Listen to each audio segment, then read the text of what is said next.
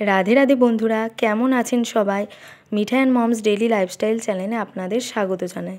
দেখো, আজকের আমাকে দেখতে অনেকটা আলাদা রকম লাগছে, কারণ আজ আমার সিঁথিতে সিঁদুর নেই বলে মুখটা পুরোই পাল্টে গেছে।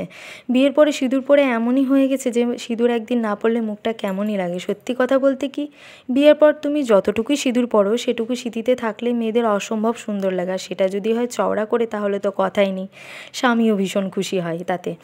যাই হোক, সিঁদুর পরা নিয়ে অনেক কথা বলে ফেললাম। কেন আজ সিঁদুর পরিনি সে কথাটা তোমাদের বলি। আজ হচ্ছে জেঠিমা শাশুড়ি মারা যাওয়া 1 বছর হলো, তার আজ বাৎসরিক কামানো ছিল। সেই জন্য আমার শাশুড়িমা বললেন স্নান করে সিঁদুর পরিস না, তাই সেই কথা অনুযায়ী কাজ। আর চারিদিকটা দেখো কেমন অগোছালো হয়ে পড়ে রয়েছে। কত জামা কাপড় প্রচুর কাচাকাচি করেছি, সেগুলো এখন পড়ে রয়েছে।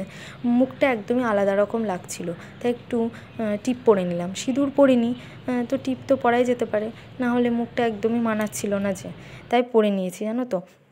এই যে ছাদে চলে এলাম, তারপর বাদ বাকি জামা কাপড়গুলো যেগুলো শাশুড়ি মা কেচেছিলো সেগুলোই তুলতে চলে আসলাম।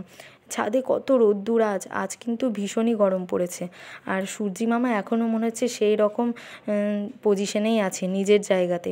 ছাদটা না ভারী অগোছালো হয়ে পড়ে আছে, একদিন সময় করে গুছিয়ে নিতে হবে।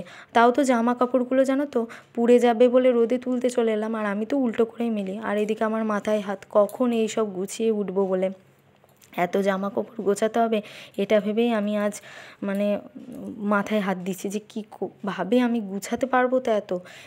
তো যাই হোক, সব পাট করে গুছিয়ে নিতে হবে আমাকে।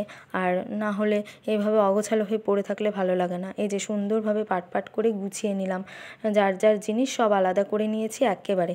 এবার আমি খুব খুশি গো, এবার আমি সত্যি খুব খুশি। গোছানো হয়ে গেল, এই যে কাজের শেষে সত্যি মনটা অনেক ভালো হয়ে যায়। চলো তবে আজ এটুকুই, আবার পরের